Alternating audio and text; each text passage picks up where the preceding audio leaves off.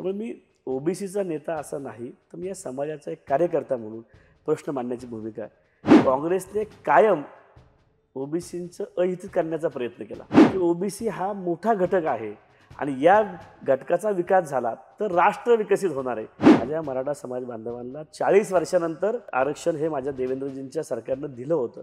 काँग्रेसवरती मराठा समाजाचा विश्वास नसल्यामुळे ते आम्हाला न्याय देऊ शकत नाही म्हणून मोर्चेच काढलेले. माळी, धनगर, वंजारी, कुणबी, तेली, अगदी कुंभार, न्हावी, महाराष्ट्रातल्या 18 पगड जाती यांनी सोडलं काय? यांनी जात सोडली. तेव्हा पुढे स्वराज्य निर्माण झालं. की पवार साहेब स्वतः जर 4 वेळा मुख्यमंत्री असताना मराठा समाजाचं आरक्षण देऊ शकत नाही. पुन्हा सरंजाईशाही नको आहे, लोकशाही हवी आहे. जर एकत्र नाही राहिलो तर या देशाचे पुन्हा तुकडे करायचे आहेत का? एक येतो सेफ आहे, हा एक येतो सेफ हे शिवरायांनी शिकवलंय. महाराष्ट्रामध्ये महायुतीचं सरकार नक्की येईल याच्यामध्ये कुठल्याही प्रकारे शंका मला वाटत नाही. नमस्कार, मी सुहास.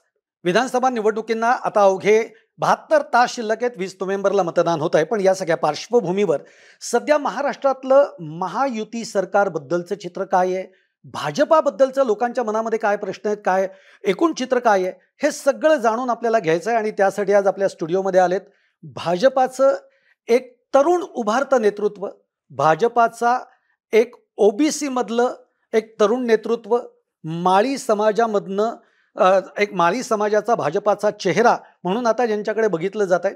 आणि याशिवाय संघ सुद्धा आज त्यांच्या पाठीशी एक माळी समाजाचा चेहरा म्हणून उभा आहे. असे आपल्याकडचे पाहुणे आहेत, ते म्हणजे योगेश टिळेकर. योगेशजी, खूप खूप स्वागत. योगेश टिळेकर हे नगरसेवक राहिलेले आहेत, आमदार राहिलेले आहेत, आता विधान परिषदेवर सुद्धा ते आहेत. योगेशजी, या विधानसभेच्या निवडणुकीच्या निमित्ताने तुम्ही महाराष्ट्र पिंजून काढताय. आतापर्यंत किती मतदारसंघांमध्ये तुम्ही पोहोचलात, गेलात, कुठे कुठे गेलात? मग या महिन्याभरामध्ये साधारणतः 24 ते 25 विधानसभेमध्ये मी जाऊन आलो, ज्यामध्ये माळी समाज, ओबीसी समाजाचं मतांची टक्केवारी मोठी आहे. आणि मग त्या मतदारसंघामध्ये मी महिनाभर फिरतोय. आणि तुम्ही जे म्हणालात की भाजपाचं महायुतीचं वातावरण काय, तर सामान्य बहुजन समाजातल्या नागरिकांमध्ये एक निश्चित खात्री झालेली त्यांना की आमच्या हिताची भूमिका कोण मांडेल, आमच्या हिताचं संरक्षण कोण करेल. आणि गेली 60-65 वर्ष ज्या आमच्या समाजासाठी प्रगतीचे मार्ग करणे आवश्यक होते ते मार्ग या महायुती सरकारनेच केलेत. तर हेच सरकार भविष्यामध्ये यावं, ज्या सरकारने आमची अस्मिता, आमचा वारसा, आमचं नेतृत्व यामध्ये आम्हाला न्याय दिला, ही समाजामध्ये भूमिका आहे. आणि मला खात्री आहे की या सगळ्या महाराष्ट्रात एक वातावरण आहे की आदरणीय मोदीजींचं सरकार केंद्रामध्ये काम करतंय. मग तोच विकास जर इथं हवा असेल तर महायुती सरकार आपल्याला हवं आहे. आणि म्हणून महाराष्ट्रामध्ये महायुतीचं सरकार नक्की येईल याच्यामध्ये कुठल्याही प्रकारे शंका मला वाटत नाही. मला एक 2-3 प्रश्न या अनुषंगाने विचारायचे आहेत, पण आता डोक्यामध्ये एक विषय आहे. म्हणून लोकसभेला आपण बघितलं की संविधान बचाव यांनी खूप मोठा परिणाम केला. आणि अगदी तळागाळातला देखील जो समाज आहे, आज ओबीसी समाज आहे, म्हणजे जो खरं तर भाजपाच्या पाठीशी आहे असं म्हटलं जातं, पण तोही समाज कुठेतरी खरंच संविधानाला धक्का लागणार आहे का वगैरे अशा मानसिकतेमध्ये गेला होता आणि तो थोडासा दुरावला होता. आत्ताचं चित्र काय वाटतंय तुम्हाला? हे खरं की लोकसभेमध्ये काही फेक निरेटिव्ह काँग्रेस महाविकास आघाडीने सेट केले आणि कदाचित आम्ही ते फेक निरेटिव्ह आमच्या सेफ निरेटिव्हने सिद्ध करायला कमी पडलो असेल. आता संविधान बदलणार आहे या विषयामध्ये आम्ही कदाचित कमी पडलो असेल की देशातलं संविधान हे इतकं प्रगल्भ आहे, देशामध्ये केव्हाच कोणी सत्तेमध्ये आलं तर हे बदलू शकणार नाही. उलट या संविधानाला अजून घट्ट करण्याचं काम मोदीजींच्या माध्यमातून झालं. त्यामुळे आम्ही त्या ठिकाणी कमी पडलो याच्यात कुठली शंका नाही. परंतु आता एका त्या पराभवातनं, जसं आपल्या सगळ्यांना माहिती आहे की ससा आणि कासवाची शर्यत आपण लहानपणी ऐकली. एक अंतर पार करायचं होतं, ससाला असं वाटलं की काही मिनिटामध्ये मी ते अंतर पार करेल आणि मग थोडा ससा झाडाखाली विसावला, आराम केला आणि त्या कालावधीमध्ये कासवानं ती शर्यत जिंकली. पण पुन्हा नंतर जेवढ्या शर्यती झाल्या त्यात पुन्हा ससाच जिंकला, कारण ससाच्या लक्षात आलं की एकदा झालेली चूक पुन्हा करू नये. आणि मग कार्यकर्त्यांना सुद्धा लक्षात आलं की आता आपण अशा ज्या खोट्या नेरेटिव्ह समाजामध्ये आहेत तिथे जाऊन प्रत्यक्षामध्ये छोट्या छोट्या घटकांपर्यंत, अगदी मायक्रो लेवलच्या ओबीसी घटकापर्यंत, दलित समाजातल्या छोट्या घटकापर्यंत आपण पोचलं पाहिजे. आणि त्यांना नक्की आधार आहे की हाच भारतीय जनता पक्ष आहे जो विस्थापितांचा पक्ष आहे, ज्याने कायम प्रस्थापितांच्या विरोधामध्ये या उपेक्षित घटकांना साथ दिलेली आहे. म्हणजे अगदी आरक्षणाचा सुद्धा ओबीसीचा आरक्षणाच्या मुद्द्यापासून कालपर्यंतचं पुन्हा राजकीय ओबीसीचं आरक्षण असेल, या सगळ्या विषयामध्ये ह्यांना सगळ्यांना माहिती आहे. परंतु मधल्या काळामध्ये जे अस्वस्थ वातावरण झालं आणि जे 60 वर्ष काँग्रेसने हेच केलं, की कायम भारतीय जनता पक्षाला जातीवाद ठरवून स्वतःला राजकीय खुर्ची मिळवून घेतली. म्हणजे जसं मुस्लिम समाजाला भारतीय जनता पक्ष तुमच्या विरोधातला आहे असं सांगितलं गेलं. पण आता ते आम्ही सगळेजण अगदी ग्राउंडवरती उतरून आणि समाजाला हेही कळालं आहे, की काँग्रेस फक्त आम्हाला जाती-जातीमध्ये द्वेष निर्माण करून आपल्या स्वतःच्या फायद्यासाठी उभं करते आणि ते समाजामध्ये आता राहिलेलं नाही. आणि लोकांच्या हे लक्षात आलं, की मोदीजींचा जो विजय झालेला आहे, हा लोकांच्या आणि कार्यकर्त्यांच्या जिव्हारी लागलेला आहे, की जो विजय आम्हाला सगळ्यांना अपेक्षित होता, तो विजय न मिळाल्यानं आम्ही एकदम ताकदीने पुन्हा महायुती सरकार आणण्यासाठी तयार आहोत. सतत एक समाज म्हणून तुमच्या बोलण्यामध्ये उल्लेख येतो. तुम्ही माळी समाज, भाजपचा एक माळी समाजाचा चेहरा म्हणून तुमच्याकडे बघितलं जातं. खरंच समाजाच्या मुख्य मुद्दे काय असतात? म्हणजे एक समाज असतो, या समाजाला सरकारकडनं किंवा जे सत्तेत आहेत, समाजाचा प्रमुख म्हणून प्रश्न काय असतो? काय वाटतं तुम्हाला? बघा, समाजामध्ये काम करत असताना आता मी नगरसेवकापासून अगदी विधान परिषदेच्या आमदारापर्यंत काम करतो. ज्यावेळेस मी नगरसेवक असतो, त्यावेळेस मी त्या क्षेत्राच्या स्थानिक प्रश्नांच्या संदर्भामध्ये मला त्याची माहिती, त्यातले प्रश्न सोडवण्यासाठीची जबाबदारी राहते. मी विधानसभेचा आमदार झालो. माझ्या विधानसभेमध्ये जे काही प्रलंबित प्रश्न आहेत, त्या संदर्भातली माहिती आणि त्या प्रश्नासाठीची मी वाचा फोडणं माझं काम आहे. परंतु मी ज्यावेळेस प्रवास केला, मी युवा मोर्चाचा राज्याचा अध्यक्ष राहिलो, मी ओबीसी मोर्चाचा अध्यक्ष राहिलो आणि शेवटी आपण ज्या समाजातनं पुढे जातो, त्या समाजाची दुःख, त्या समाजाच्या समस्या हे आपल्या सगळ्यांना माहिती राहतात. आणि मग महाराष्ट्रामध्ये प्रवास करत असताना मला लक्षात आलं, की माळी समाजाच्या असतील, ओबीसी समाजाच्या अनेक वर्षाच्या प्रलंबित मागण्या आहेत. बघा, ठीक आहे, पश्चिम महाराष्ट्रामध्ये माळी समाजाची आर्थिक स्थिती ठीक असेल, परंतु अगदी आमच्या वाशिम जिल्ह्यातल्या एखाद्या छोट्याशा गावामध्ये त्याची आर्थिक स्थिती खूप वाईट आहे. मग त्याला सक्षम करण्यासाठी त्याला कुठेतरी या सरकारने त्याला विकासाच्या मुख्य प्रवाहामध्ये आणण्यासाठी ज्या उपाययोजना असतील, त्याच्या जातीच्या दाखल्यांच्या विषयामध्ये असेल. आता समजा नॉन क्रिमिनलची अट, मागच्या काळामध्ये ती 2.5 लाख होती, आम्ही आलो 4 लाख केली, आता 8 लाख केली. किंवा ओबीसी समाज बांधवांची मुलं परदेशामध्ये शिकावीत यासाठीची जी पूर्वीची जी संख्या होती 10 होती. आमच्या अतुल सावे साहेबांना संधी मिळाली, त्यांनी ती 50 वरती केली, आज 75 वरती आली. बघा साहेब, हा ओबीसी समाज ह्याच्यातल्या 3-4 मुख्य जाती ज्या आहेत, समजा माळी, धनगर, वंजारी, कुणबी, तेली, यांना कदाचित शेतजमीन असेलही, त्यांचे वेगळे वेगळे व्यवसाय असतील, परंतु छोटा जो मायक्रो ओबीसी आहे ना, त्याच्या हातावरचं पोट आहे, त्याला जमीन जुमला नाही. मग त्याला अवलंबून राहतं सरकारच्या योजनांवरती. मग सरकार त्यांना कसा आधार देत आहे आणि मग त्या समाजातल्या ज्या मागण्या आहेत त्या सरकारपर्यंत पोहोचाव्यात. हा समाज या देशाच्या विकासाच्या मुख्य प्रवाहामध्ये कसा आणावा, यासाठी काय उपाययोजना कराव्यात, यासाठी ज्या ज्या समस्या आहेत त्या समस्यांची जाणीव आम्हाला नक्की झाली. आणि मग ह्या प्रचारादरम्यान त्या समाज बांधवांशी मी चर्चा करतो, की काय काय नक्की त्या, बघा, प्रत्येक जिल्ह्यामध्ये प्रत्येक तालुक्यात वेगळ्या समस्या आहेत, नेतृत्वाच्या असतील, तिथल्या विकासाच्या असतील, तर त्या सगळ्या एकत्र करून पुढच्या काळात सरकारपर्यंत मांडण्यासाठीचा हा माझा प्रवास आहे. तुम्ही जाता नेमकं काय बोलत असं, म्हणजे तुमच्याकडे नेमकं जबाबदारी काय असते? म्हणजे आज तुम्ही महाराष्ट्रामध्ये फिरताय, तुमच्या या ओबीसी समाजाच्या लोकांशी तुम्ही बोलतात, नेमकं काय बोलता तुम्ही? म्हणजे काय जबाबदारी आहे तुमच्यावर? नाही, अशी जबाबदारी म्हणून वेगळी काही जबाबदारी नसते. एक संघटनेचा कार्यकर्ता आहे, संघटनेचे विचार, बघा, माझ्या पक्षाचा विचार काय आहे, सूत्र काय आहे, अंत्योदय. म्हणजे विकासाच्या रांगेमध्ये शेवटच्या माणसापर्यंत हा विकास पोचवायचा आहे. आणि महात्मा फुल्यांची चळवळ काय होती? बरोबर, समाज सुधारण्यामध्ये सामान्य या उपेक्षित घटकाचा उद्धार करणे. मग माझ्या पक्षाचा विचार आणि महात्मा फुलेंची चळवळ एकीच की नाही? आणि म्हणून मी ज्यावेळेस समाजामध्ये जातो, की भारतीय जनता पक्षाचा विचार हा सामान्यांच्या उद्धारासाठीचा आहे, त्याच्या न्याय हक्कांसाठीचा आहे. आणि ज्यावेळेस एखादं आपण राष्ट्र म्हणतो किंवा तुम्ही आता संघाचा विचार केला, माझा संघ असेल किंवा माझा पक्ष असेल, या दोन्ही संस्था राष्ट्रहितासाठी काम करणाऱ्या संस्था आहेत. मग राष्ट्रहितामध्ये काम करत असताना जो या राष्ट्राचा सगळ्यात मोठा घटक कुठला आहे? तो ओबीसी घटक आहे. मग याचा उद्धार करणे हे राष्ट्रहितच आहे. मग या ओबीसी समाज बांधवामध्ये जात असताना, की माझ्या पक्षानं, माझ्या महायुती सरकारनं, माझ्या केंद्रातल्या मोदी सरकारनं आपल्या सर्वांसाठी काय-काय केलेलं आहे.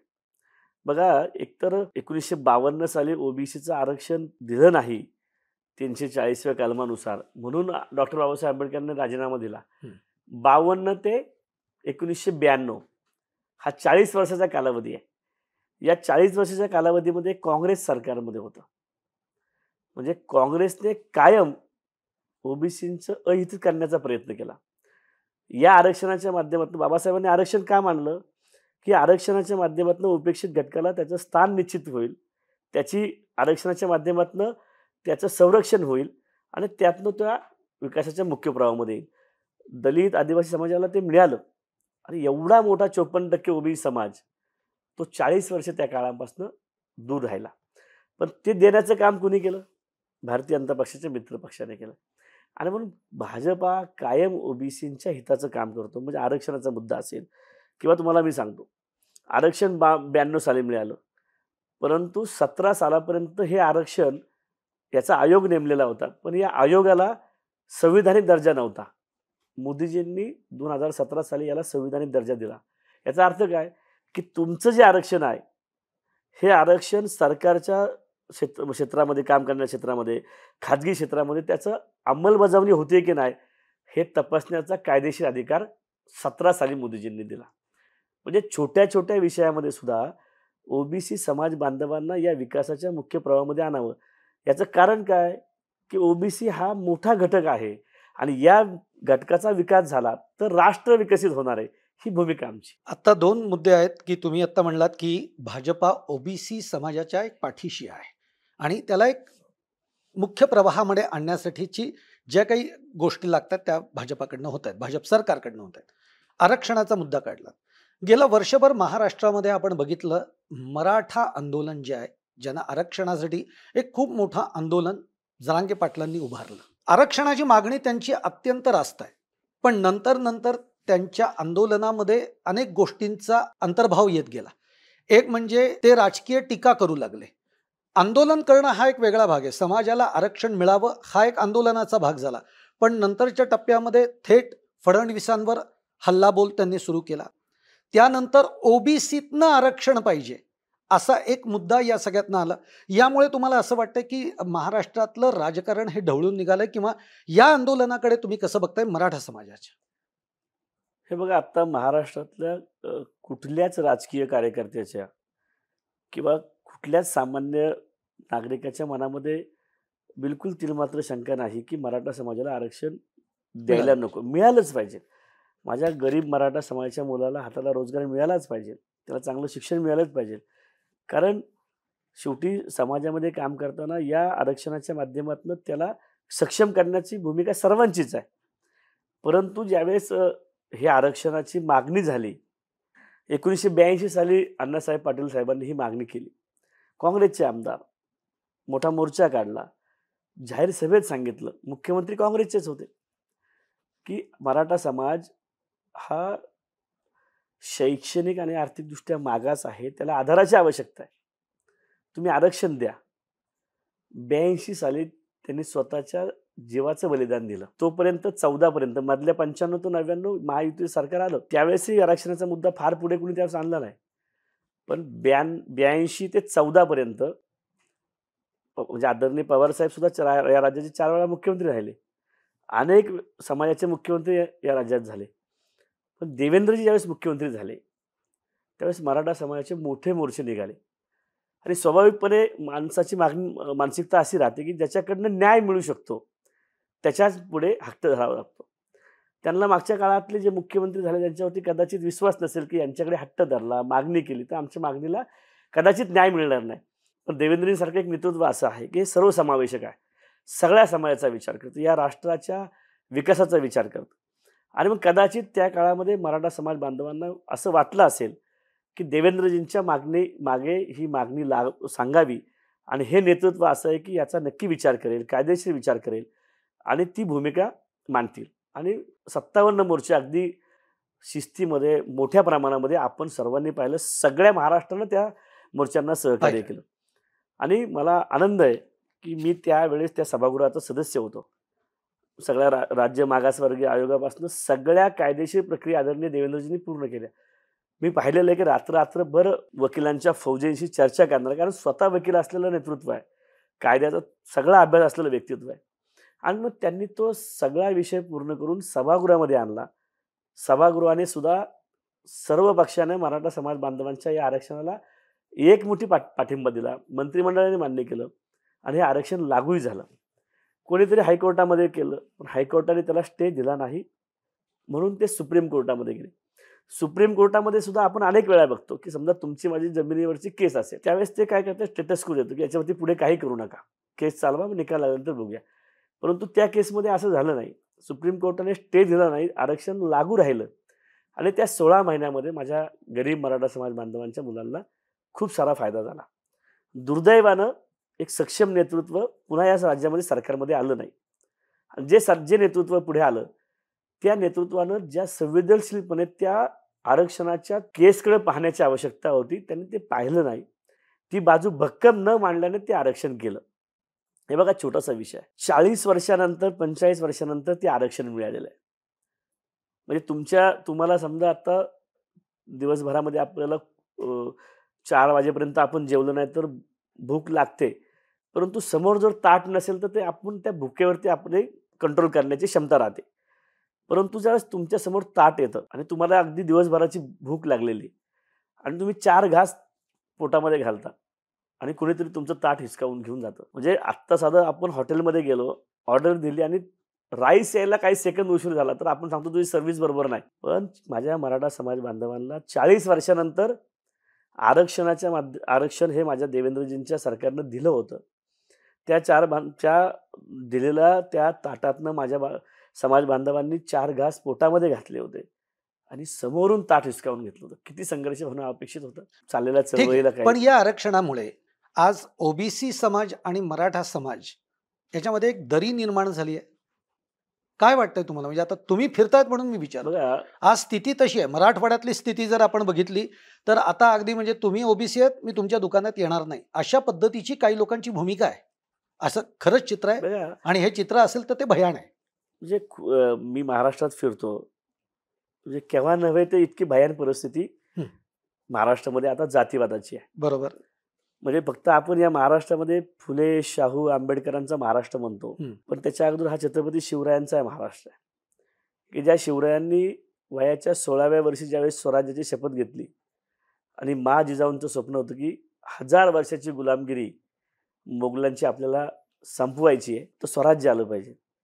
बघा, माझ्या महाराजांनी 16व्या वर्षी शपथ घेतल्यानंतर या महाराष्ट्रात परिवर्तन काय झालं, तर महाराष्ट्रातल्या बहुजन समाज एक झाला. मोगलांनी या समाजावरती 1000 वर्ष का गुलामगिरी केली, कारण जातीमध्ये विखुरलेला हा समाज होता. पण शिवरायांनी शपथ घेतल्यानंतर बहुजनांतला सगळ्यात मोठा घटक आमचा मराठा समाज बांधव, ज्याने हातातलं काम सोडलं आणि स्वराज्याच्या लढाईमध्ये मावळा झाला. मग माळी समाजाच्या मुलानं शेती करायची सोडली, स्वराज्यामध्ये मावळा झाला. धनगराच्या मुलानं मेंढर पाळायची सोडली, स्वराज्यामध्ये गेला. मग माळी, धनगर, वंजारी, कुणबी, तेली, अगदी कुंभार, न्हावी, महाराष्ट्रातल्या 18 पगड जाती यांनी सोडलं काय? यांनी जात सोडली. तेव्हा पुढे स्वराज्य निर्माण झालं. परंतु या महाराष्ट्रामध्ये फक्त नाव फुले शाहू आंबेडकरांचं आमच्या पवार साहेबांनी घेतलं आणि या महाराष्ट्रातला 60 वर्ष हा जातीवादाचा वेढा त्यांनी घातला. हो, तुम्ही भाषणात सुद्धा म्हटलात की पवार साहेबांनी महाराष्ट्राला जातीयतेचा विळखा घातलेला आहे. हे तुमचं मत आहे का तुम्हाला पक्षाकडनं तसा आदेश आहे? नाही ना, पक्ष आदेशाचं याच्यामध्ये कुठला विषय येत नाही. मी स्वतः फिरतोय. मी 30 वर्ष राजकीय जीवनामध्ये काम करतोय. मी अनेक वेळा मला प्रश्न पडतो की पवार साहेब स्वतः जर 4 वेळा मुख्यमंत्री असताना मराठा समाजाचं आरक्षण देऊ शकत नाही, परंतु ती चळवळ चालवण्यासाठी सगळ्या उपाययोजना दरवाजाच्या मागणं करतात. हे महाराष्ट्रापासून लपलेलं नाही. किंवा त्यांच्या हातामध्ये सत्ता असताना या महाराष्ट्रामध्ये शेतकऱ्यांसंदर्भात सुद्धा काही, आता बहुजन समाजातला मोठा वर्ग कुठला आहे? शेतकरी. मग शेतकऱ्यांमध्ये अगदी ओबीसी पासून माझा मराठा समाज बांधव आहे. कुठला ठोस निर्णय आहे? काल मी माळशिरसमध्ये गेलो. पालखी मार्गाच्या माध्यमातून त्या भागाचा विकास होतोय. पवार साहेब या राज्याचे संरक्षण मंत्री राहिले, कृषी मंत्री राहिले. मग गडकरी साहेब जर पालखी मार्ग करू शकतात, आणि त्या पालखी मार्ग झाल्यानंतर तिथे आजूबाजूला असलेल्या सगळ्या शेतजमिनी ह्याच बांधवांच्या आहे. म्हणजे मराठा समाज बांधवांच्या, माळी समाज, धनगर समाज, वंजारी समाज. ह्या सुविधा झाल्यानंतर कुठला समाज प्रगत होणार आहे? तर हाच प्रगत होणार आहे. परंतु याच्यामध्ये पवार साहेबांना केव्हाच रस राहिला नाही. जाती-जातीमध्ये देश निर्माण करायचा. मोठ्या जातींना छोट्या जातींच्या समोर उभं करायचं, अस्वस्थता निर्माण करायची आणि मग आपलं स्वतःचं राज्य पुढे न्यायचं. ही भूमिका कायमस्वरूपी पवार साहेबांनी मांडली. म्हणजे तुम्हाला छोटंसं उदाहरण मी सांगतो. हे 2000 माझा माझा पक्ष जात-पात मानत नाही. आजही माझ्यासारख्या एका सामान्य वारकऱ्याच्या माळी समाजाच्या मुलाला विधान परिषदेचं उमेदवारी दिली. आमदार केलं. 4 वेळा महापालिकेत घेऊन गेले, एकदा विधानसभेचा आमदार केलं. मला या तुमच्याद्वारे पवार साहेबांना प्रश्न विचारायचा आहे, की आजच्या विधानसभेमध्ये किती माळी समाजाच्या मुलाला उमेदवारी त्यांनी दिली? बरं. किंवा किती माळी समाजाचं नेतृत्व 60 वर्षामध्ये पवार साहेबांनी उभं केलं? पवार साहेबांच्या या जातीवादाला कंटाळून तर आदरणीय भुजबळ साहेब, आदरणीय धनंजय मुंडे, आमच्या रुपालीताई चाकणकर, अजितदादांबरोबर बाहेर पडून आमच्यावर आल्या. आणि एका बाजूला सामान्यांच्या मुलाला, म्हणजे राम सातपुते काय राजकीय पार्श्वभूमी असलेला कार्यकर्ता नाही. योगेश टिळेकर वारकऱ्यातल्या परिवारातला मुलगा आहे. पण नेतृत्व आणि त्या कार्यकर्त्याची क्षमता बघून आम्हाला पुढे आणलं. पवार साहेबांनी कुठे कोणाला आणलं? त्यामुळे पवार साहेब कायम प्रस्थापित मंडळींना बरोबर घेऊन विस्थापितांवरती आक्रमण करून सत्ता भोगतायत. आणि म्हणून माझा समज नाही आहे. हे खरं आहे, की तुम्ही कोणालाही विचारलं, की पवार साहेबांनीच या महाराष्ट्राला या जातीवादाच्या विळख्यामध्ये अडकवलेलं आहे. जेव्हा तुम्ही असं म्हणता तेव्हा एवढं मोठं आंदोलन महाराष्ट्रामध्ये उभं राहिलं जरांगे पाटलांच्या माध्यमातून. सगळ्या पक्षाचे मोठे नेते, अध्यक्ष हे जरांगे पाटलांना तिथे अंतरवाली सराटीमध्ये जाऊन भेटून आले. एक व्यक्ती गेली नाही, ती म्हणजे देवेंद्र फडणवीस. का? देवेंद्र फडणवीस ओबीसीच्या प्लॅटफॉर्मवर दिसले, पण या समाजाचं एवढं आंदोलन चालू आहे तिथं ते गेले नाहीत.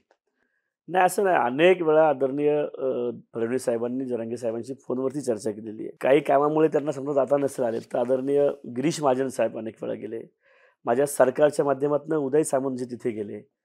भारतीय जनता पक्षाच्या एक वरिष्ठ नेते असलेले आमचे अतुल साहेब तिथे गेले, दानवे साहेब तिथे गेले. या सगळ्यांच्या फोनवरनं जरांगे पाटील साहेबांशी देवेंद्रजींचं बोलणं राहिले. आणि शेवटी राज्याचं नेतृत्व हे एकनाथ शिंदे साहेब करतायत. राज्याचं नेतृत्व जाऊन जरांगे साहेबांना भेटल्यानंतर पुन्हा देवेंद्रजींनी जाणं, सरकारची भूमिका काय आहे, सरकारचं आरक्षणाबद्दलची जी भूमिका आहे ती राज्याच्या मुख्यमंत्री महोदयांनी प्रत्यक्ष भेटून जरांगे पाटील साहेबांना सांगितलेलीच होती. आणि ज्या वेळेस साहेबांना अशा विषयामध्ये संधी मिळाली त्यावेळेस त्यांनी अनेक वेळा सांगितलं, की जरांगे साहेबांशी मी बोलायला तयार आहे, भेटायला तयार आहे. शेवटी प्रतिसाद दोन्हीकडनं येण्याची आवश्यकता राहते. आणि देवेंद्रजींच्या माध्यमातून मी त्यांना पाहिलेलं आहे. इतका मनमोकळा नेता आहे, सगळ्यांशी संवाद साधणारा आहे. त्यामुळे कुठलेही तेढ मनात न ठेवता ते तिथे केव्हाही जाऊन त्यांच्याशी बोलू शकले असते. परंतु शेवटी ज्यावेळेस वरिष्ठ नेतृत्व गेल्यानंतर आपण जाणं योग्य आहे का, या सगळ्या विषयामध्ये कदाचित गेले नसतील. परंतु अनेक वेळा देवेंद्रजी जरांगे पाटील साहेबांशी बोलले, त्यांची भूमिका मांडलेली आहे.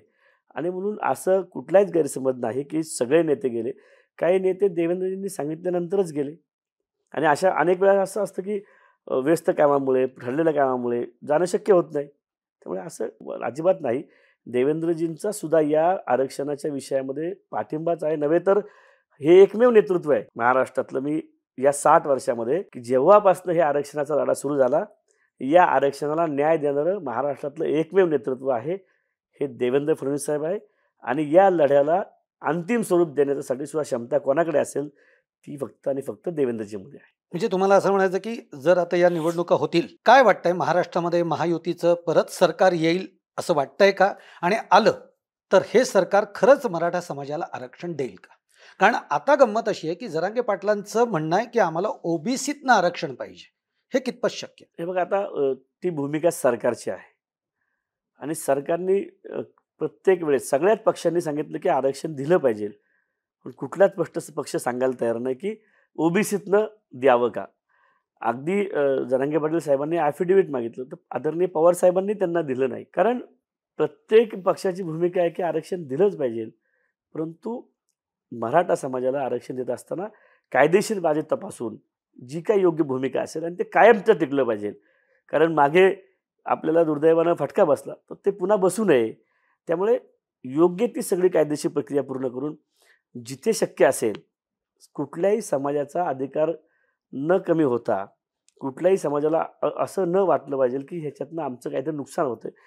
ते सगळ्याचा विचार करून फक्त आणि फक्त महायुती सरकार हेच मराठा समाजाला आरक्षण देऊ शकतं आणि ते देणार याच्यात कुठली प्रकारची शंका नाही. आणि जो प्रश्न तुम्ही विचारला, की सरकार येणार की नाही? तर मला 100% खात्री आहे. कारण लोकसभेच्या निवडणुकीमध्ये जे विषय महाविकास आघाडीने घेतले होते, संविधान बदलणार, तो आता विषय संपलेला आहे. कारण संविधान राज्य सरकार बदलत नाही आणि आदरणीय मोदीजींनी तर तिसऱ्यांदा शपथ घेत असताना संविधानाचं नतमस्तक होऊन संसदेमध्ये जाऊन पंतप्रधान पदाची शपथ घेतलेली आहे. बाबासाहेब आंबेडकरांचे पंचतीर्थ मोदीजींनीच तयार केलेले आहे. आणि हे आरक्षण अजून घट्ट व्हावं यासाठी सुप्रीम कोर्टामध्ये जाऊन ती भक्कम बाजू मोदीजींनीच मांडलेली आहे. आजही महायुती सरकार हे कुठलीही जातपात न मानता ज्या योजना आणत आहे त्या सगळ्या समाजासाठी आहे. आणि इतक्या वर्षानंतर समाजाला हे कळतं की एक गतिमान सरकार, बघा महाविकास आघाडी सरकार असताना तत्कालीन मुख्यमंत्री उद्धव साहेब कायम बोलायचे, समजा शेतकऱ्यांनी मागणी केली, शेतकऱ्याचं कर्ज माफ करा, वीज बिल माफ करा, काही योजना आणा, केंद्र मदत करत नाही असे केंद्राच्या नावाने कायम ओरड करायचे. मग आता महाराष्ट्राने ठरवलंय, जर सगळ्याच योजना केंद्राच्या माध्यमातून येणारच असतील तर आदरणीय मोदीजींचं सरकार केंद्रामध्ये आहे. आणि जर महायुतीचं सरकार आलं तर डबल इंजिनचं सरकार राज्यामध्ये गतीने निर्माण होणार आहे. 2.5 वर्षामध्ये काय काय झालं? या 2.5 वर्षामध्ये बहुजनांच्या सन्मानाच्या सगळ्या योजना आल्या. म्हणजे रस्ते विकासाचे मार्ग मोकळे झाले, ज्या ज्या प्रकल्पांना स्थगिती मिळाली ते प्रकल्प सुरू झाले. लाडक्या बहिणीच्या माध्यमातून महिलांमध्ये इतका विश्वास निर्माण झालेला आहे सरकारच्या माध्यमातून. बघा, काँग्रेसने तर त्यांच्या 3-4 राज्यामध्ये ही योजना जाहीर केली, पण सुरू नाही केली. आम्ही आमच्या 4 राज्यामध्ये सुरूही केली, चालूही ठेवलेली आहे. त्यामुळे लोकांचा विश्वास आहे. शेतकऱ्यांचं वीज बिल माफ असेल किंवा शेतकऱ्यांच्या खात्यामध्ये डायरेक्ट 12,000 रुपये जाणार असेल, वेगळे वेगळे मेट्रोचे मार्ग असतील, नवीन रस्ते निर्माण होत असतील, या सगळ्या विषयामध्ये या सरकारवरती लोकांचा प्रचंड विश्वास बसलेला आहे. आणि मोदीजींचं सरकार जर देशात काम करत आहे आणि पुन्हा महाविकास आघाडी सरकार केंद्रावरच अवलंबून राहणार आहे, तर आता जनता हुशार झालेली आहे. फेक नेरेटिव्ह संपलेलं आहे. शेवटी शिवसेना, राष्ट्रवादी हे आम्ही जरी शिवसेनेशी आम्ही 25 वर्षाची युती आहे, त्यामुळे आम्ही भक्कमपणे काम करतो. अजितदादा आमच्याबरोबर आलेले आहेत. आम्ही चांगल्या पद्धतीने काम करतोय, कारण आम्हा सगळ्यांच्या लक्षात आलेलं आहे की सत्ता असेल तर आम्ही जनतेचं काम करू शकतो, न्याय देऊ शकतो. आणि सत्ता आम्हाला आणण्यासाठी आम्ही मेहनत करतो आहोत. आणि म्हणून महाराष्ट्रात पुन्हा एकदा महायुती सरकार येणार आहे. मध्ये थोडंसं बोलायचं राहून गेलं. माझ्या ओबीसी समाज बांधवांमध्ये एक मोठा विश्वास आहे या सरकारच्या बद्दल. कारण ज्या पवार साहेबांच्या मागे आम्ही रांगेत उभं राहून त्यांच्या मागे मतदान उभं केलं, त्यांच्या मागे शुभेच्छा उभ्या केल्या, पण या 60 वर्षामध्ये पवार साहेब ओबीसीचं मंत्रालय आम्हाला नाही देऊ शकले. ते मंत्रालय आम्हाला देवेंद्रजींच्या सरकारनं दिलं. बघा, सारथी ही निर्माण मराठा समाज बांधवांच्या मुलांसाठी पवार साहेबांनी नाही केली, ती देवेंद्रजींनी केली. अण्णासाहेब पाटील महामंडळांच्या माध्यमातून लाखो तरुणांना रोजगार पवार साहेबांना नाही सुचू शकलं, पण देवेंद्रजींना केलं. माझ्या ओबीसी समाज बांधवांच्या मुलांसाठी महाज्योती 60 वर्षानंतर निर्माण झाली, महामंडळ निर्माण झालं, मुलींना शिक्षणाच्या सवलती निर्माण झाल्या. त्यामुळे फुलेंचं स्मारक आहे. फुले म्हणजे भिडेवाडा तर आम्ही म्हणजे 1 जानेवारी 1848ला पहिली मुलींची शाळा या फुले दाम्पत्यांनी केली. आमची मागणी काय होती 60 वर्षामध्ये? चळवळ शिक्षणाची या दाम्पत्यांनी चालवली. त्या भिडेवाड्याचं राष्ट्रीय स्मारक व्हावं. 60 वर्ष, 1-2 वर्ष समजू शकतो आम्ही, पण 60 वर्ष पवार साहेबांना त्याच्याकडे बघण्याची वेळ मिळाली नाही. न्यायालयात जो लढा आहे तो लढण्यासाठी त्यांनी सक्षम पर्याय उभे केले नाही. ते सगळं आम्ही केलं आमच्या शिंदे साहेबांच्या सरकारनं, देवेंद्रजींनी, अजितदादांनी. आणि 1.5 महिन्यापूर्वी मोदीजींच्या शुभ हस्ते त्याचं भूमिपूजन झालं. ते आता राष्ट्रीय स्मारक हा आमचा वारसा आहे, तो आमचा जपला. बघा, माळी समाज बांधवांचं एक आमची अस्मिता आहे, संत शिरोमणी सावता महाराजांचे. 750 वर्षापूर्वी संजीवनी समाधी पहिली त्यांनी त्या आमच्या सोलापूर जिल्ह्यातल्या आरण या तीर्थक्षेत्रामध्ये गेली. आम्ही सगळ्या समाज बांधवांनी त्या काँग्रेसच्या काळातल्या सरकारला विनंती केली, लेखी मागणी केली, मोर्चाद्वारे मागणी केली की या आरणचा विकास व्हावा. हे तीर्थक्षेत्र आहे, अगदी विदर्भातल्या कानाकोपऱ्यातनं माळी समाज त्या ठिकाणी येतो. साधं धर्मशाळा तिथे राहिला नाहीये. तर त्या तीर्थक्षेत्राला दर्जा द्यावा, नाहीच मिळू शकला आम्हाला. आदरणीय देवेंद्रजींनी मागच्या 2 महिन्यापूर्वी तीर्थक्षेत्र चा दर्जा पण दिला आणि 100 कोटी रुपये त्या विकासासाठी दिले. मग आमची अस्मिता जपतायत, आमचा वारसा जपतायत. माझ्यासारखे सामान्य कुटुंबातले नेतृत्व तयार करतायत. आमच्या समाज बांधवांच्या उन्नतीसाठी सगळे योजना आणतायत, महामंडळ तयार करतायत, मंत्रालय तयार करतायत. मग कोणाच्या मागे माझा समाज उभा राहील? महाराष्ट्रातला सगळा बहुजन समाज त्याने आता निश्चय केलेला आहे, की जातीवाद्यांच्या मागे उभं न राहता या शिवरायांच्या महाराष्ट्रामध्ये स्वराज्य निर्माण करायचं असेल तर महायुतीच्या सरकारच्या मागे उभं राहावं लागेल. आणि म्हणून आम्हाला खात्री आहे, की माझा सगळा महाराष्ट्र जात, पात, भेद विसरून या महाराष्ट्रामध्ये पुन्हा सरंजाईशाही नको आहे, लोकशाही हवी आहे. गावगाड्यातला ओबीसी मराठा समाज एकत्र ताटवाटीत जेवण करणारा समाज पुन्हा एक संध राहिला पाहिजे. जातीयवादाच्या विषारी या प्रचारातनं बाहेर पडून गावगाड्यातली ही जी काही जातीची वेणी आहे ती पुन्हा गुंफण्यासाठी फक्त आणि फक्त महायुतीच पर्याय आहे, हे यांच्या लक्षात आल्यामुळे आम्ही नक्की जिंकणार आहोत. एक तुम्ही अभ्यासू असं एक नेतृत्व ओबीसी मधलं म्हणून तुमच्याकडे बघितलं जात आहे भाजपमधनं सुद्धा. पण भूषणसिंग होळकर जे आहेत ते म्हणाले की माधव मुळे धनगर समाजाचं नुकसान झालंय. हे जे नॅरेटिव्ह आहे हे माधव फॉर्म्युला जो आहे तो कमजोर करताय असं वाटतं तुम्हाला? नाही, असं बिलकुल होणार नाही. कारण माधव फॉर्म्युला जो आहे तो एका विचाराने एकत्र आलेला आहे. शेवटी माळी, धनगर, वंजारी समाज हा एका समविचाराचा आहे. म्हणजे आमचं कुंकू लावण्याची किंवा भंडार लावण्याची पद्धत सुद्धा आडवी आहे. म्हणजे आम्ही समान आहोत.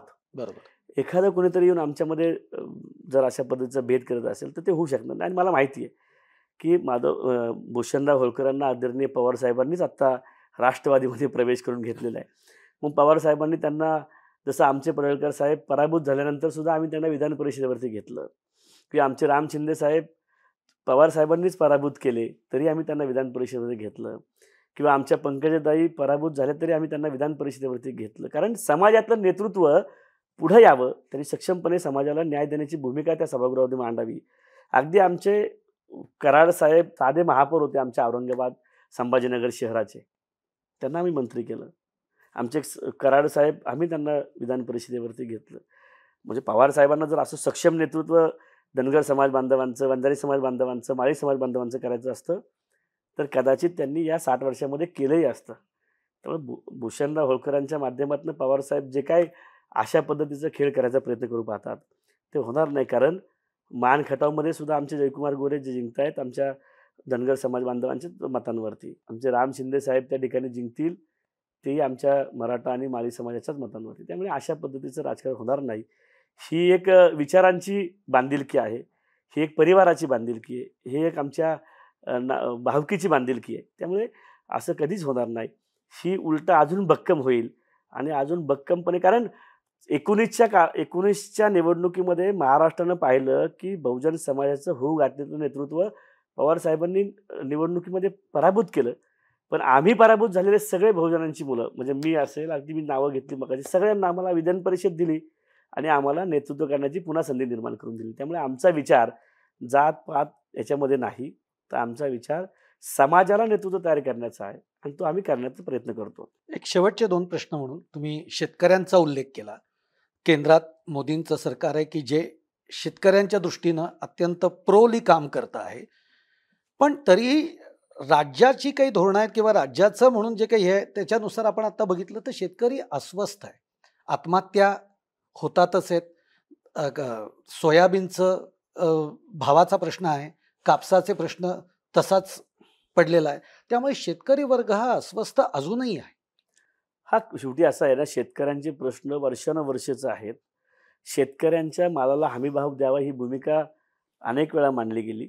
त्यासाठी केंद्र सरकारने कायदाही आणायचा प्रयत्न केला, ज्या कायद्याला पवार साहेबांनी त्यांच्या एका पुस्तकात समर्थन केलं होतं. पण दुर्दैवाने त्याला विरोध केला गेला, त्यामुळे तो कायदा पारित झाला नाही. परंतु हे मुद्दे नक्की लोकसभेच्या निवडणुकीमध्ये आले. अगदी आमच्या उत्तर महाराष्ट्रामध्ये कांद्याचा प्रश्न आला असेल, विदर्भामध्ये सोयाबीन धानचा प्रश्न आला असेल. पण या सगळ्या विषयामध्ये या 6 महिन्यात आम्ही योग्य ती कारवाई केलेली आहे.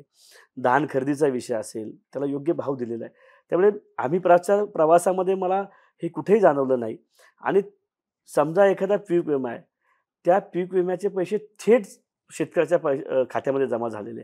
त्यामुळे ही जी काही सुविधा निर्माण झालेली आहे बघा, राजीव गांधी साहेबांनीच सांगितलं होतं, की एखाद्या विषयामध्ये जर विकासासाठी आम्ही ₹1 खाली दिला, हं. तर 85 पैसे हे भ्रष्टाचारामध्ये जात जातात आहे. आणि 15 पैसे हां. त्या विकासापर्यंत पोहोचतात. परंतु मोदीजींच्या कालखंडामध्ये ₹12,000 जर शेतकऱ्याला मिळणार असतील, तर ₹12,000 त्याच्या खात्यावर जमा होत आहेत. त्याच्या जर हेक्टरी क्षेत्राला जर नुकसान भरपाई एवढी हजारची असेल, तर तेवढे हजारच मिळत आहेत. आणि शेतकऱ्याला हे कळलेलं आहे, कुठलाही फॉर्म न भरता फक्त ₹1 पीक विम्याच्या फॉर्मवरती आम्ही तुमच्या सोसायटीतनं आपल्याला ती योजना मिळते. त्यामुळे शेतकऱ्याला कळतंय. मधल्या काळामध्ये हे वातावरण नक्की झालं होतं. कांद्याच्या आयात-निर्यात बंदीच्या विषयामधनं. त्यामुळे ते आता सगळ्या सुविधा आम्ही पूर्ण केल्यात. त्या सगळ्यांसाठीचे उपाययोजना केल्या आहेत. धान खरेदी आणि सोयाबीन खरेदी करण्यासाठीचे आम्ही योजना आणलेल्या आहेत. ते विदर्भात खूप चांगल्या पद्धतीने चालू आहे. त्यामुळे असं कुठेही वातावरण नाही. आणि पुन्हा एकदा शेतकऱ्यांना लक्षात येतंय, की मोदीजी जर केंद्रात मोदीजीच त्याच्यावरती निर्णय करणार असेल, तर त्याच विचाराचं सरकार इथं असावं लागेल. त्याच विचाराचं सरकार आणायचं असेल, तर त्याच विचाराचा आमदार इथून जिंकावा लागेल. मग त्यामुळे आम्हाला कमळ, धनुष्यबाण आणि घड्याळच मतदान करावं लागेल. त्यामुळे शेतकरी सक्षम झालेला आहे. तर बरं. त्यालाही कळतं हे गोष्टी महायुतीच करू शकते आणि त्यांच्यावर त्यांचा विश्वास आहे. सध्या बटेंगे तो कटेंगे, एक है तो सैफ है. हे जे एक 2 वाक्य कानावर आदळत आहेत. का याची गरज का पडते जेव्हा एवढ्या प्रमाणामध्ये सगळं राज्यामध्ये, देशामध्ये काम चालू आहे ते? नाही आता बघा, साधं सरळ मी आता सांगितलं, की शिवरायांनी जे सांगितलं किंवा 150 वर्ष इंग्रजांनी आपलं राज्य केलं. 1000 वर्ष मोगलांनी केलं. त्यांनी आपल्याला सेपरेट केलं ना, वेगळं-वेगळं केलं जाती-जातीमध्ये. पुन्हा एक आपण झालो, भगवा घेऊन स्वराज्य पुन्हा आलं. पुन्हा इंग्रज आले, त्यांनी फोडा आणि राज्य करा. पुन्हा जाती-जातींमध्ये फोडलं. पण पुन्हा शिवजयंती, गणेश उत्सवामुळे आपण जात सोडली आणि पुन्हा एकत्र आलो. आणि 150 वर्षाची इंग्रजांची गुलामी आपण पुन्हा काढली आणि हा देश स्वतंत्र झाला. म्हणजे शिवरायांनी सुद्धा सांगितलं, की जात-पात सोडा आणि एक व्हा, तर आपण सुरक्षित आहोत. इंग्रजांच्या काळामध्ये सुद्धा आपण सगळ्यांनी जात-पात सोडलं, प्रांत सोडला आणि एक झालो. तेव्हा कुठं आपल्याला स्वातंत्र्य मिळालं. मग आज सुद्धा जर आपल्याला सगळ्यांना एकत्र येऊन या देशाच्या बघा, राष्ट्र म्हणजे फक्त नकाशा, सीमा नाही आहेत. राष्ट्र म्हणजे या देशातल्या अंतर्गत सुरक्षा. बटंगेचा अर्थ काय? काँग्रेस सरकारमध्ये आल्यानंतर बांगलादेश निर्माण झालंच ना. बटंगेचा अर्थ काय? हा अखंड भारताचं स्वप्न पाहणारे तुम्ही आम्ही सगळेजण स्वातंत्र्याच्या 15 ऑगस्टच्या दिवशी पाकिस्तान 14 ऑगस्टला स्वतंत्र झाला. हेच बटंगे आहे ना. जर एकत्र नाही राहिलो, तर या देशाचे पुन्हा तुकडे करायचे आहेत का? पण मग यालाच विरोध करतायत. पंकजाताई म्हणलात, की हे योग्य नाही. अशोक चव्हाण तिकडे म्हणतायत. विखे पाटीलही म्हटले. नाही, त्यांनी ज्या प्रश्नाला उत्तर त्यांनी सांगितलं सर. बघा, काँग्रेस मानते बटंगे म्हणजे जातीवाद, मुस्लिमांच्या विरोधात. हे योग्य नाहीये. बटंगेचा अर्थ आहे, की आपण सगळेजण भारतवासी एक नाही राहिलो. बघा, तुमच्या JNU मध्ये आज काँग्रेसचा कार्यकर्ता काय त्याचं नाव होतं काँग्रेसमध्ये? कन्हैया कन्हैया कुमार. त्यांची घोषणा होती ना, इस देश के तुकडे होंगे हजार. ते आज काँग्रेसचे स्टार प्रचारक आहे. मग हे होऊ द्यायचंय का? बटेंगेचा अर्थ असं, की आपण जर वेगळे राहिलो तर यांची भूमिका काय? या देशाचे तुकडे करायचेत का? पंकजाताई सांगतायत किंवा अशोक चव्हाणजी सांगतायत, की आमची भूमिका मुस्लिम देशाची नाही. आम्ही सगळे एक राहिलो तर हा देश एक राहील. अन्यथा या देशाचे बटंगेच होऊ जाईल. म्हणून एक आहे तो सेफ आहे. हा एक आहे तो सेफ हे शिवरायांनी शिकवलंय.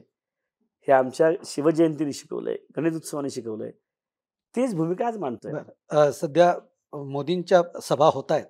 पण मोदींच्या सभांमधनं यावेळी शरद पवारांवर काही टीका नाहीये मोदींची. हे ठरवून, कारण लोकसभेला फटका बसला, तो आता बसू नाही. नाही, असं बघा, लोकसभेला कोणामुळे फटका बसला किंवा आता तुम्ही सांगितलं, की इथे महाराष्ट्रामध्येच फटका बसला, असं नाही.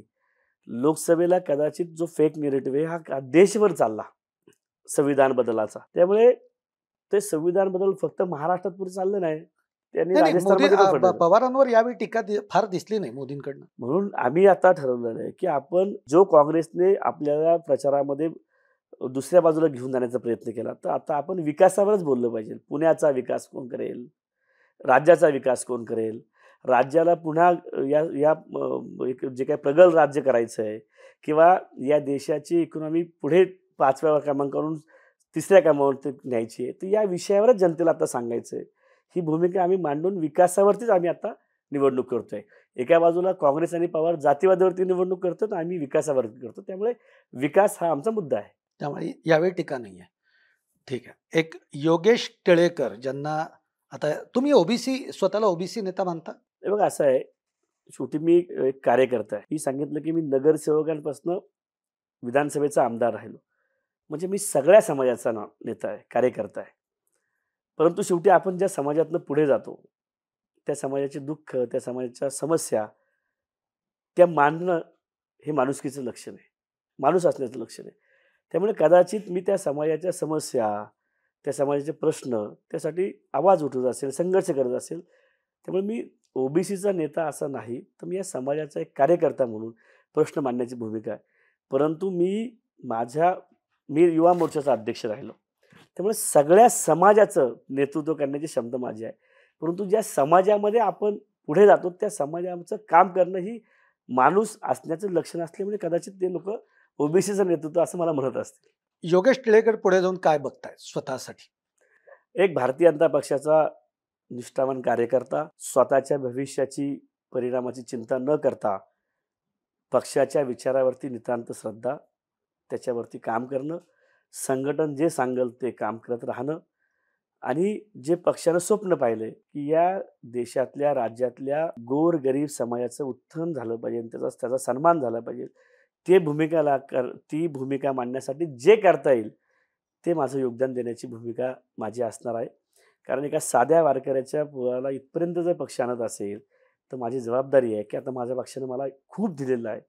तर मला पक्षासाठी देण्याची आवश्यकता आहे आणि म्हणून जे पक्ष सांगेल, त्या पातळीवरती, त्या स्तरावरती काम करणे ही माझी भूमिका राहणार आहे. योगेशजी, खूप खूप बरं वाटलं तुमच्याशी या सगळ्या गप्पा मारून आणि धन्यवाद. एवढा वेळात वेळ तुम्ही दिलात, कारण सध्या दौरे चालू आहेत. त्यामुळे धन्यवाद. धन्यवाद.